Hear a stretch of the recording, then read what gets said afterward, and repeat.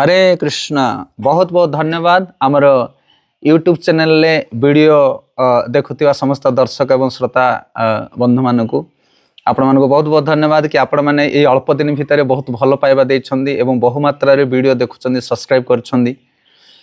ये हूँ गोटे सेवा आपण मानक पई केवल एथरे हमर कोनोसी क्रेडिट नहीं भगवान कृपारु जहाँ हमको गुण देइछंदी ता माध्यम रे आमे आपण मानकर सेवा करिया पई केवल प्रचेष्टा करूछु।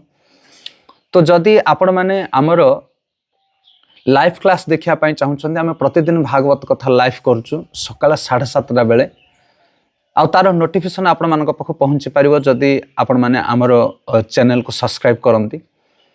तो ये भागवत कथा प्रतिदिन शुणिबा द्वारा आमे निज जीवन रे केई भली भाबरे भागवत को उतारी परिबा हमर व्यावहारिक जीवन रे केमिति आमे परिवर्तन आनि परिबा ता विषय आमे अनेक गुडे टिप्स दोछु।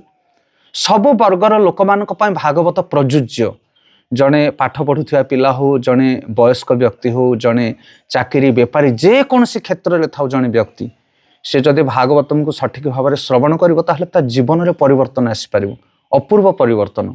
तेणु आम प्रतिदिन लाइव भागवत कथा करुँ दयाकोरी आपण मैंने आम चैनल को सब्सक्राइब करूँ एवं नोटिफिकेशन प्राप्त हूँ एवं आम सहित जुड़ू।